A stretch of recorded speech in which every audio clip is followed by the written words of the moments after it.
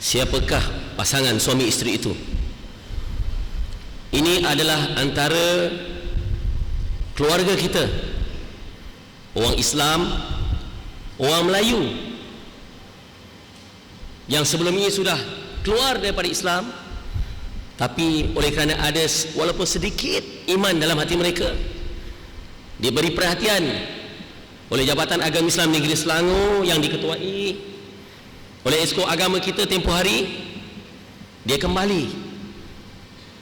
Inilah yang saya sebut, apabila kita umatul ijabah, orang Melayu di bumi Malaysia ini bercakaran, bergaduh, berbalah-balah, kerana apa? Kerana tidak ikut jalan yang disebut oleh Allah Subhanahu wa taala dalam ayat yang saya bacakan di permulaan tadi. Sebab itu berbalah. Maka apabila umat ini berbalah antara satu sama lain, maka musuh-musuh Islam di luar sana mengambil kesempatan-kesempatan untuk mencuri kalangan keluarga kita, keluarga Islam, keluarga Melayu yang menjadi tonggak asas akidah yang mendapat hidayah daripada Allah Subhanahu wa taala. Ini merupakan salah satu daripada kenyataan, testimoni yang mereka sanggup tampil ke hadapan, yang suatu ketika dahulu apabila peristiwa siasatan pemeriksaan terhadap gereja di Damansara Utama yang disebut ada satu gerakan besar-besaran yang dibuat oleh golongan Kristian memurtadkan orang Melayu, ramai pemimpin-pemimpin kita kata tak betul, tipu. Maka hari ini kita dedahkan salah satu daripada testimoni ataupun kenyataan-kenyataan daripada orang yang terlibat yang dipengaruhi oleh gerakan Kristen ini. Saya nak sebut tuan-tuan, ini baru satu video, ada banyak lagi video, ada banyak lagi bukti-bukti yang ada dalam simpanan Jabatan Agama Islam Negeri Selangor. Saya nak sebut tuan-tuan, orang kata Datuk Hassan tipu, tak ada orang Melayu murtad. Ni tengok tuan-tuan, siapa yang tipu, Datuk Hassan ataupun orang di luar sana? Sebut tuan-tuan. Inilah kenapa saya terus bersama dengan Yang Berhormat Datuk Dr. Hassan Muhammad Ali untuk mempertahankan akidah kita, untuk sama-sama kita mempertahankan, walaupun kadang-kadang kawan-kawan kita, kamu di mana Nur Mantoha, kamu di mana, kerana kita sayang dengan akidah yang Allah Subhanahu wa taala berikan kepada kita. Jadi dengan segala hormat, majlis menyebut Yang Berhormat Datuk Dr. Haji Hassan Muhammad Ali untuk menyampaikan bicara. Takbir.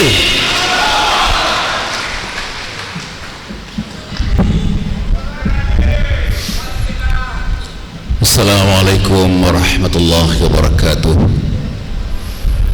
Alhamdulillahirabbil alamin. Wassalatu wassalamu ala asyrafil anbiya'i wal mursalin Sayyidina Muhammad wa ala alihi wa sahbihi ajma'in. Subhanaka la ilma lana illa ma 'allamtana innaka antal alimul hakim. Wa la hawla wa la quwwata illa billahil aliyyil azim. Qala Allah ta'ala fi kitabihil aziz, a'udzu billahi minasy syaithanir rajim. Ya ayyuhalladzina amanu taqullaha haqqa tuqatih wa la tamutunna illa wa antum muslimun. Shadaqallahul azim. Saudara pengacara majlis, teman saya Saudara Norman Toha, yang berbahagia sahabat saya yang baru saya kenali Al-Fadhil Ustaz Mukram, yang berbahagia Al-Fadhil Ustaz Hasan Basri Muhammad, orang yang telah bersama-sama dengan kita sekian tahunnya dan telah terus bersama-sama kita dalam program-program mengenai akidah, mengenai Islam, sebagaimana yang kita dengar ucapannya berapi-rapi sebentar tadi. Saudara-saudara, ibu-ibu, ayah-ayah, abang-abang, adik-adik, anak-anak, tuan-tuan dan puan-puan, hadirin hadirat yang dimuliakan oleh Allah Subhanahu wa taala. Pertama sekali kita mesti bersyukur pada Allah Subhanahu wa taala. Saudara ketika ini sedang memilih satu tempat. Saudara sudah memilih satu majlis. Saudara telah memperuntukkan satu waktu ketika masa. Saudara telah membawa suami, bawa isteri, bawa anak duduk dalam dewan ini untuk mendengar satu cerita. Bukan cerita penglipur lara, bukan cerita mergas tua, bukan cerita kancil, bukan cerita buaya, tapi cerita yang sangat penting. Tidak ada benda yang lebih penting daripada cerita ini. Apa ceritanya? Akidah Islamiyah. Apa dia akidah Islamiyah? Akidah Islamiyah itu pokok, akidah Islamiyah itu landasan, akidah Islamiyah itu jambatan, akidah Islamiyah itu jalan, akidah Islamiyah itu segala-galanya. Sebab itu saudara-saudara, tuan-tuan hadir pada malam ini insya-Allah, dan dalam kita menjelajah satu Malaysia selepas ini, insya-Allah kita akan terangkan kepada masyarakat. Mudah-mudahan masyarakat di Meru ini, masyarakat Bukit Kapa, masyarakat di Kapa, masyarakat di Puncak Alam akan sedar, akan mengambil tindakan, akan bersama-sama dengan kita insya-Allah dalam satu pasukan, tidak lain dan tidak bukan pasukan mempertahan, memurnikan akidah umat Islam. Saudara yang saya muliakan sekalian, saudara melihat tadi sedikit cebisan daripada video klip sebentar tadi.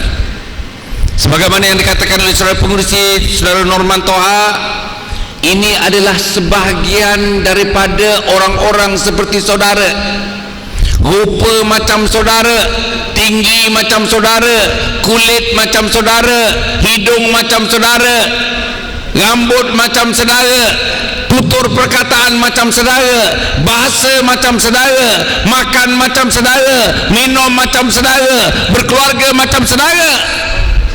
Tapi yang tidak macam seperti kita masih mengucapkan kalimat la ilaha illallah Muhammadur Rasulullah. Mereka telah melepaskan kalimat itu dalam hidup mereka. Saudara seluruhnya masih lagi mengucap asyhadu an la ilaha illallah wa asyhadu anna Muhammadar Rasulullah.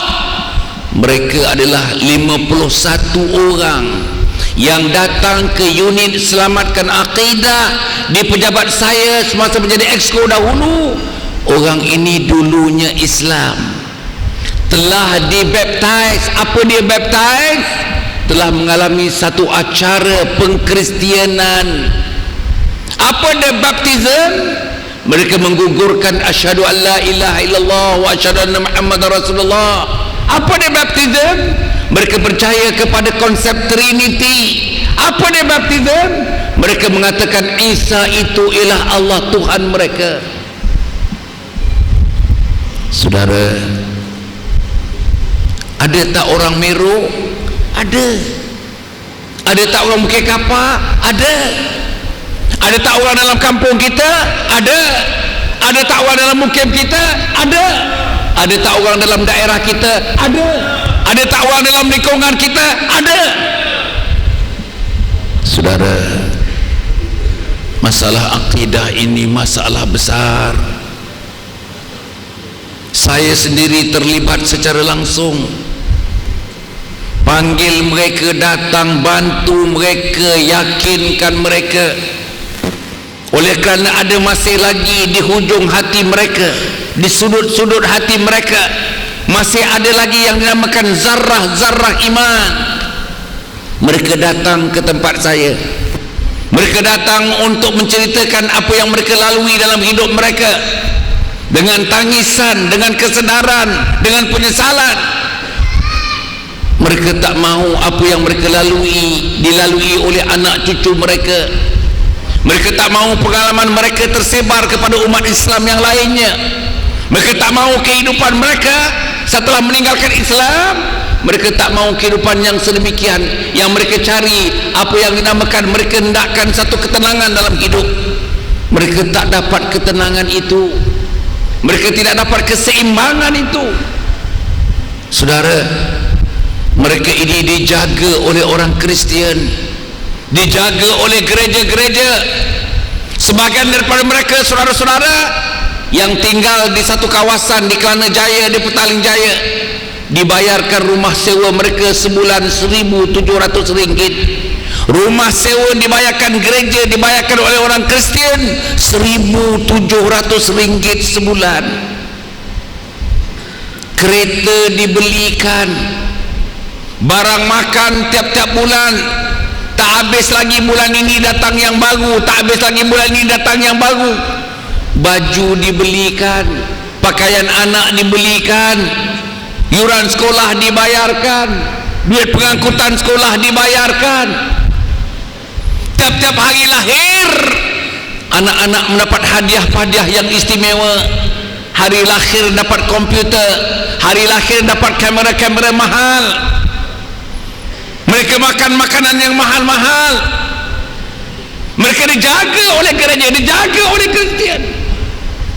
Sebab mereka telah menggugurkan kalimat la ilaha illallah Muhammadur Rasulullah. Setiap minggu mereka hadir kursus-kursus. Mereka baca Bible itu.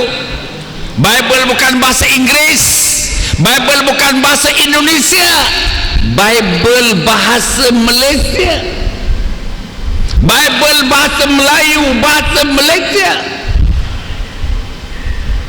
Dalam Bible itu terdapat kalimah Allah. Dalam Bible itu terdapat kalimah subhanallah. Dalam Bible itu terdapat kalimat alhamdulillah. Dalam Bible itu terdapat perkataan Allahu Akbar. Bagi anak-anak saudara, anak-anak kita yang tak mengaji agama, anak-anak kita yang tidak ada kepahaman agama, anak-anak kita yang tak ada bimbingan agama, anak-anak kita yang buta agama, buta Al-Quran, buta Jawi, buta ilmu Islam. Mereka buka Bible, sebelah buka Islam, mereka sebelah buka Bible. Mereka tak tahu bezakan yang mana Bible, yang mana Al-Quran. Mereka tak tahu bezakan yang mana Bible, yang mana Al-Quran. Al-Quran kata Allah, mereka pun kata Allah. Al-Quran kata subhanallah, mereka pun kata subhanallah. Al-Quran kata Allahu Akbar, mereka pun kata Allahu Akbar. Saudara, gerakan kristianisasi di Malaysia ini telah mencapai satu gerakan yang paling hebat. Duit-duit tak ada masalah bagi mereka. Bantuan-bantuan manusia tak ada masalah kepada mereka. Bantuan-bantuan tenaga tak ada masalah kepada mereka. Bantuan-bantuan moral tak ada masalah kepada mereka.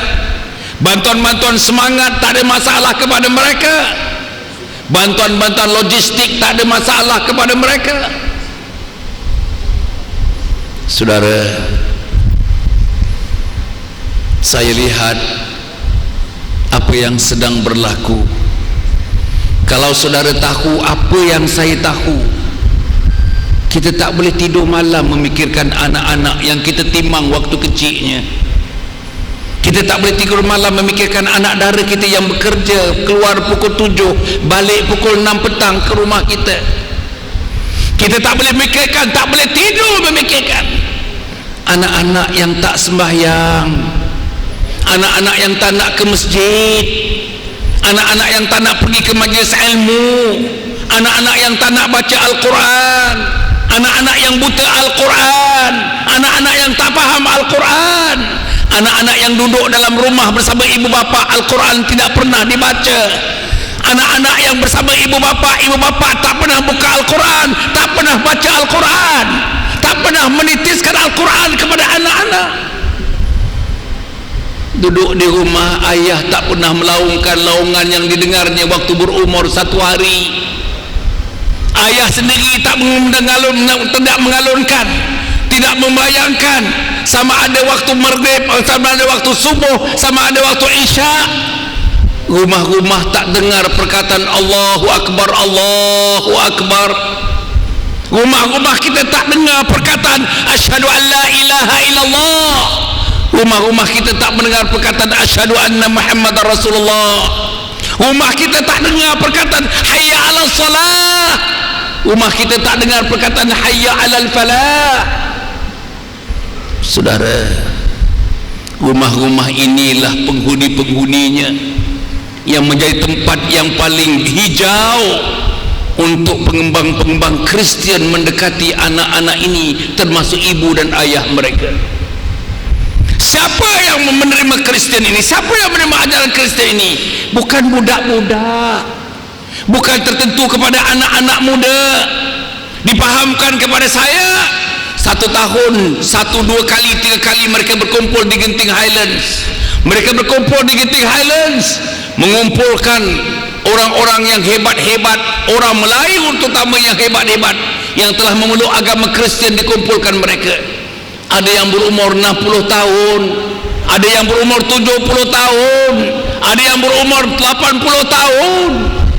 Ada yang datang dalam kursus pakai jubah, ada yang datang pakai serban, tetapi mereka tidak mengucap lagi kalimat la ilaha illallah Muhammadur Rasulullah.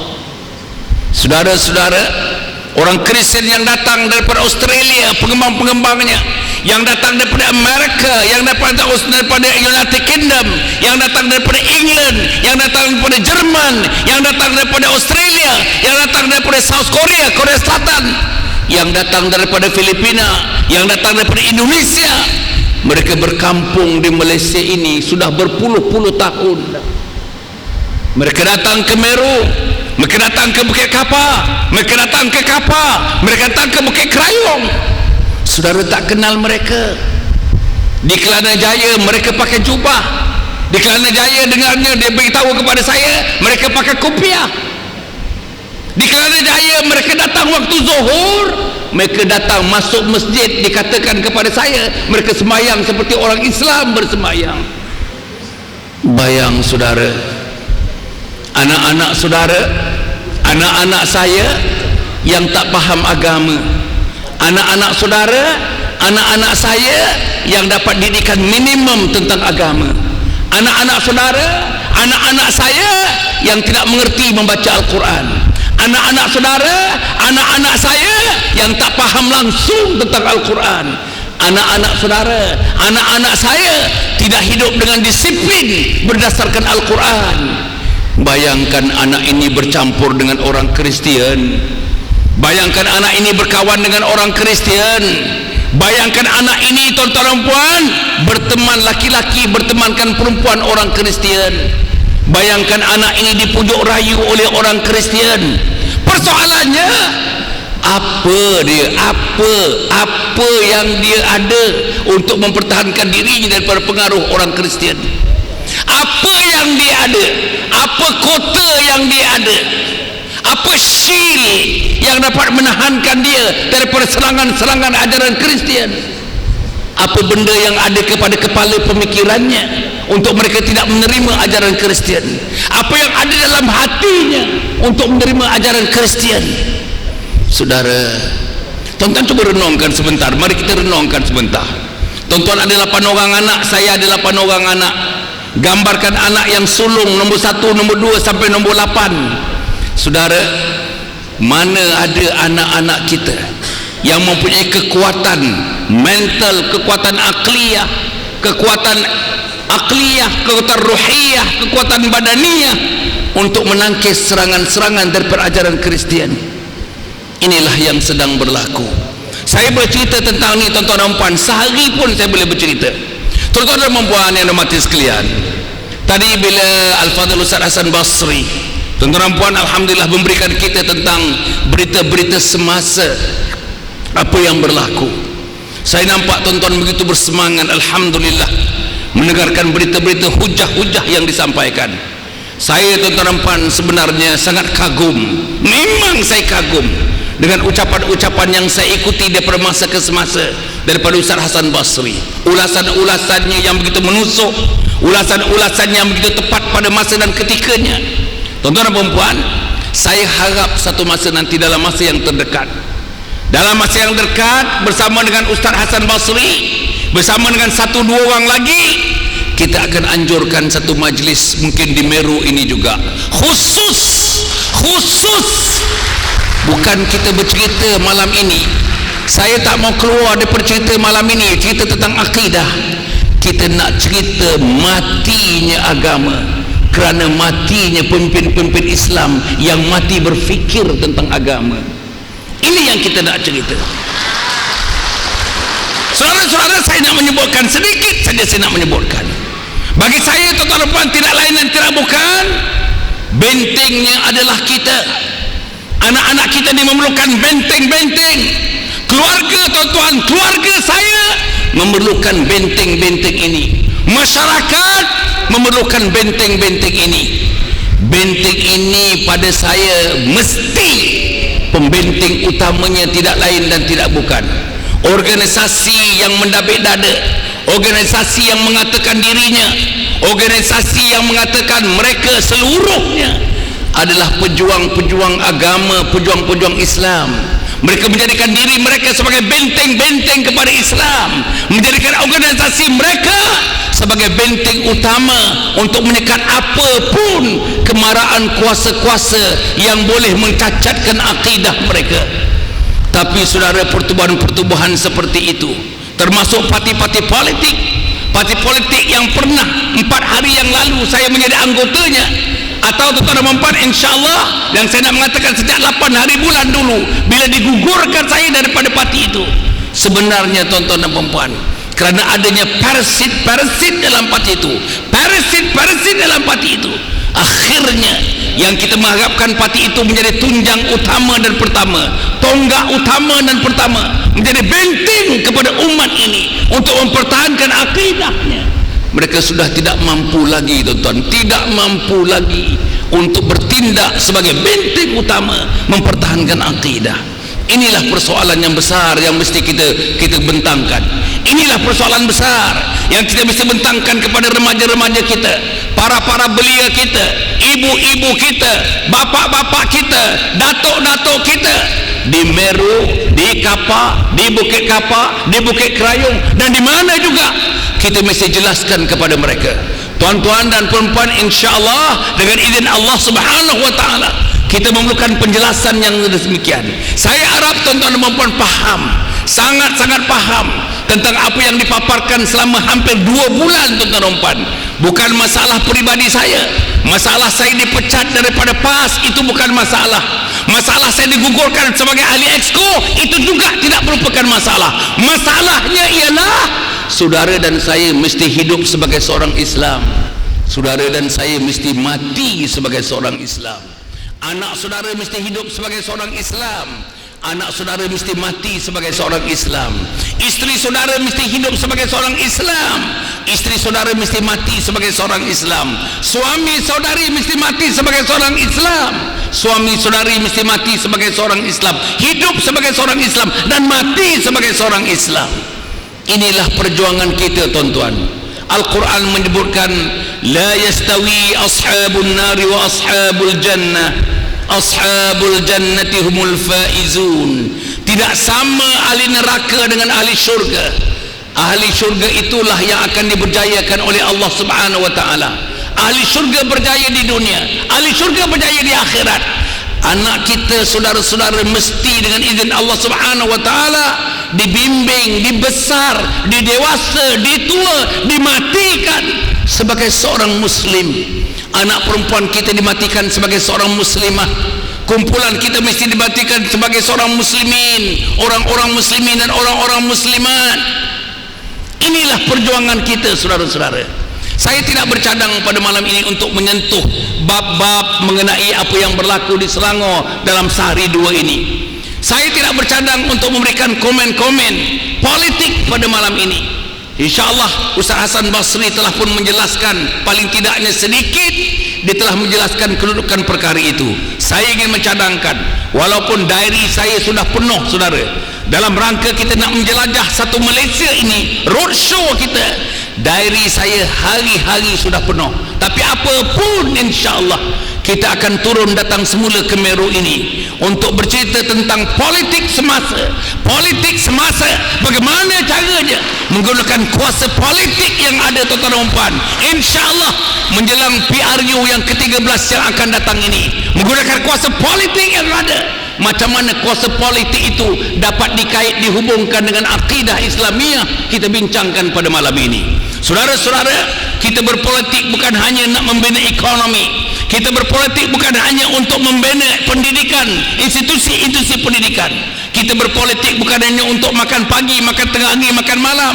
Kita berpolitik bukan hanya untuk berkeluarga, untuk bermasyarakat, tapi kita berpolitik tidak lain dan tidak bukan, politik kita ialah politik menentukan akidah dimurnikan, waktu lahir dimurnikan, waktu kanak-kanak dimurnikan, waktu dewasa dimurnikan, waktu tua dimurnikan, waktu mati pun dimurnikan.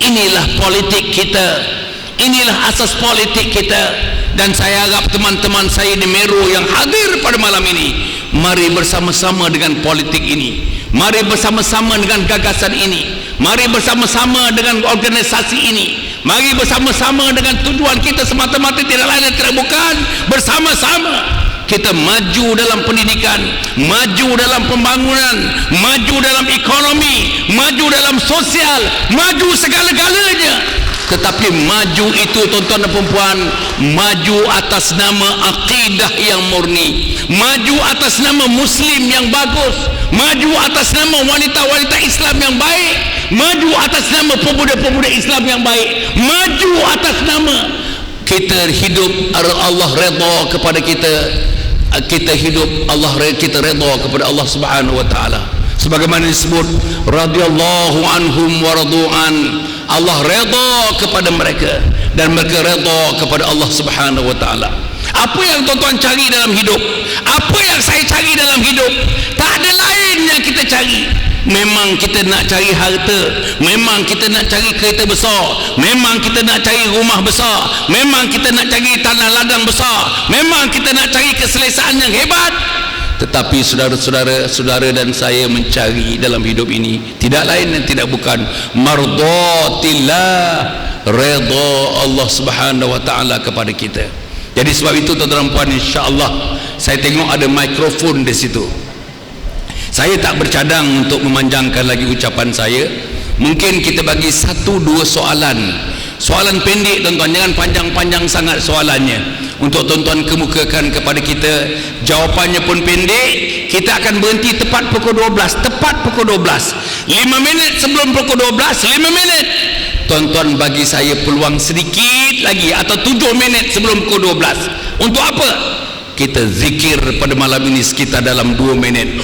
Lepas tu saya akan bermunajat bersama dengan tuan-tuan dan puan-puan. InsyaAllah, mudah-mudahan zikir dan munajat itu menjadikan kita, insya-Allah tuan-tuan dan saya, malam ini terbuka pintu hati kita, terbuka pintu hati anak-anak kita, terbuka pintu hati generasi sekarang, generasi akan datang, seluruh umat Muhammad SAW. Tidak lain dan tidak bukan, di hatinya, di benaknya, di kepalanya, di badannya, di atasnya, di bawahnya, seluruhnya dihiasi dengan kalimat asyhadu an la ilaha illallah wa asyhadu anna Muhammadar Rasulullah.